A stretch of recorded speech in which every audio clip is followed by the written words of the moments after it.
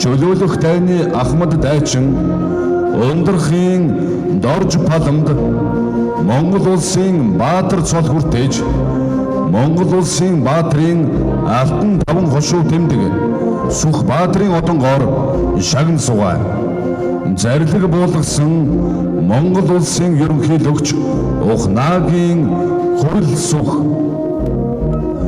Монгол улсын баатар цолоор Ундрахын дорж палам Ахмад дайчин Дур захиргааны Ахмад зүтгэлтэн Хэлийн цэргийн хил хамгаалах гүйцэтгэх албаны офицер